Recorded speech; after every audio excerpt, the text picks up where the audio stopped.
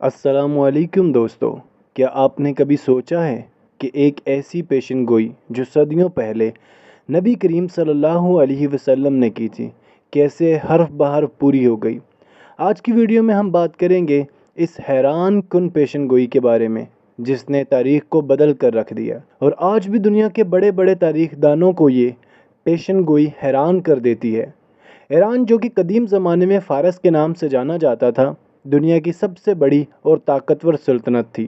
اس کی عظمت اور شان کا مقابلہ کوئی بھی سلطنت نہیں کر سکتی تھی اور اسے شکست دینا ناممکن سمجھا جاتا تھا۔ لیکن پھر ایک لمحہ آیا جب نبی کریم صلی اللہ علیہ وسلم نے اپنی بصیرت سے اس طاقتور سلطنت کے زوال کی پیشن گوئی کی۔ آپ صلی اللہ علیہ وسلم نے یہ پیشن گوئی کیوں کی، اور فارس یعنی موجودہ ایران کے ساتھ کیا ہوا، یہ سب کچھ جاننے کے لیے اس ویڈیو کو خود بھی آخر تک ضرور دیکھیے گا اور اپنے دوستوں کے ساتھ بھی شیئر ضرور کیجیے۔ پیارے ساتھیو، سب سے پہلے بات کرتے ہیں اس واقعے کی جو اس پیشن گوئی کا نقطہ آغاز تھا۔ جب نبی کریم صلی اللہ علیہ وسلم نے اسلام کا پیغام دنیا کے مختلف حکمرانوں تک پہنچانے کا فیصلہ کیا تو ان میں ایک نام فارس کے بادشاہ خسرو پرویز کا بھی تھا۔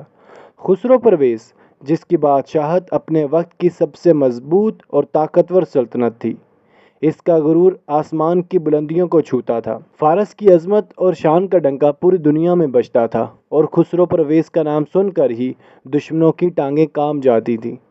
نبی کریم صلی اللہ علیہ وسلم نے خسرو پرویز کو ایک خط بھیجا جس میں اسے اسلام کی دعوت دے دی۔ یہ خط آپ صلی اللہ علیہ وسلم کی جانب سے محبت اور امن کا پیغام تھا، مگر جب یہ خط خسرو پرویز تک پہنچا تو اس نے انتہائی توہین آمیز رویہ اپنایا۔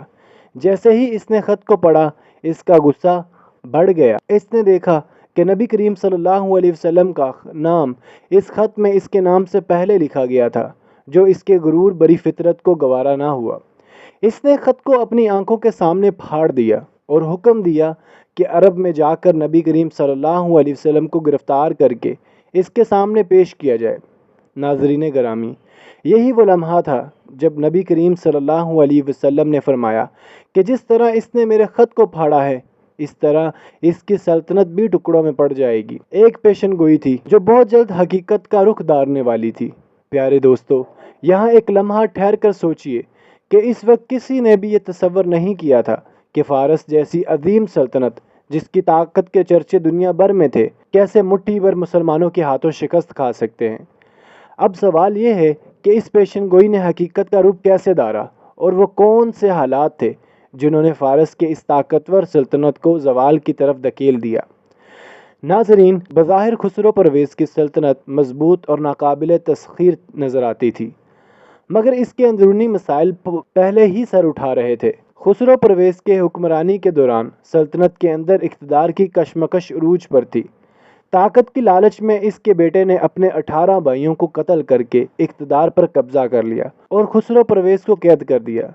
کچھ ہی عرصے بعد خسرو پرویز قید میں انتقال کر گیا، مگر اس کے بیٹے کی قسمت زیادہ دیر وفا نہ کر سکی اور وہ بھی بیماری کا شکار ہو کر مر گیا۔ اس کے بعد فارس کی حکمرانی ایک کے بعد ایک کئی حکمرانوں نے سنبھالی، مگر کوئی بھی زیادہ عرصے تک حکومت نہ کر سکا۔ شاہی خاندان کی بربادی اور داخلی سازشوں کی وجہ سے سلطنت اندر سے کمزور ہوتی گئی۔ درباریوں اور حکومتی عہدیداروں کے درمیان اختلافات میں سلطنت کو مزید زوال پذیر کر دیا۔ لہٰذا یہاں سے ایک دلچسپ موڑ کا آغاز ہوا۔ فارس کے اس داخلی کشمکش کا فائدہ اٹھاتے ہوئے ارد گرد کے علاقوں کے قبائل اور دشمن فوراً حرکت میں آ گئے۔ انہوں نے سلطنت کی کئی کمزوریوں کا فائدہ اٹھایا اور حملے شروع کر دیے۔ اس دوران مسلمانوں کی قیادت نے بھی ان حالات کو بغور دیکھا اور اپنی جنگ حکمت عملی ترتیب دی۔ یہ دور مسلمانوں کی زبردست حکمت عملی اور اللہ پر پختہ یقین کا دور تھا۔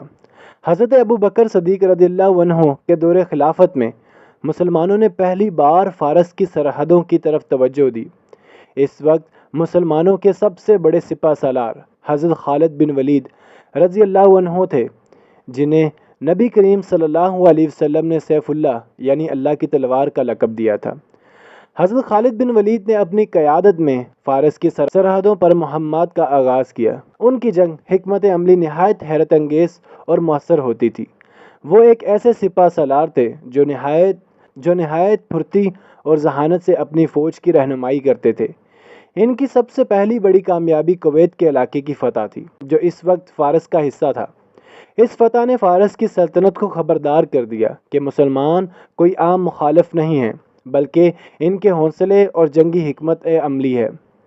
مثال ہے، حضرت خالد بن ولید کی قیادت میں مسلمانوں نے صرف 1 سال کے اندر 11 بڑی جنگوں میں کامیابیاں حاصل کی۔ ان فتوحات نے فارس کی سلطنت کو مزید کمزور کر دیا اور انہیں حیرت میں مبتلا کر دیا۔ آخر یہ مٹھی بھر عرب مسلمان اتنی بڑی سلطنت کو شکست کیسے دے رہے ہیں؟ فرات کے کنارے چھوٹے بڑے کئی شہر مسلمانوں کی فتوحات کی گواہی دینے لگے، اور یہ کامیابیاں نہ صرف مسلمانوں کی جنگی طاقت کا مظہر تھیں، بلکہ یہ نبی کریم صلی اللہ علیہ وسلم کی اس پیشن گوئی کی تصدیق بھی کر رہی تھی کہ خسرو پرویز کی سلطنت ٹکڑوں میں بٹ جائے گی۔ وارث کے لوگ جو کبھی اپنی عظیم سلطنت کے غور میں مبتلا تھے، اب مسلمانوں کی بڑھتی ہوئی طاقت اور فتوحات سے لڑنے لگے۔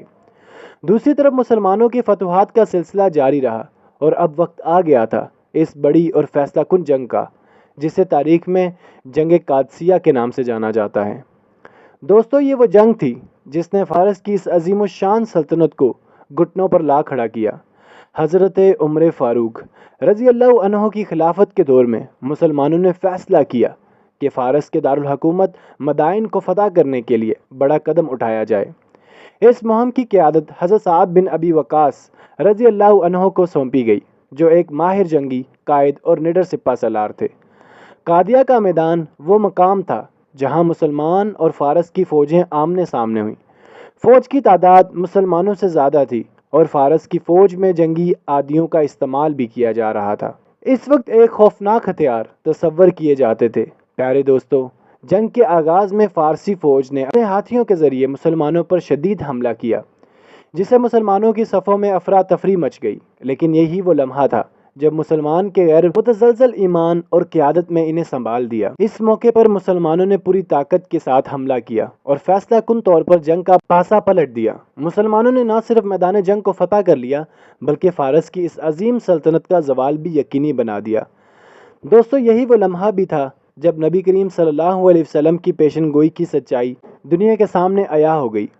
خسرو پرویز کی سلطنت، جسے نبی کریم صلی اللہ علیہ وسلم کے خط کو پھاڑنے کی جرت کی تھی، ٹکڑوں میں پڑ چکی تھی، اور مسلمانوں نے اللہ کی نصرت سے ایک بڑی فضا حاصل کی۔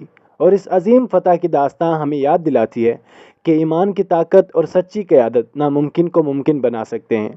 تو دوستوں، مزید جاننے کے لیے ویڈیوز دیکھتے رہیے، کیونکہ ابھی ہم آپ کو بتائیں گے کہ اس فتح کے بعد مسلمانوں کی حکمت عملی اور فارس کے سرزمین پر اسلام کے توثیق کیسے ہوئی۔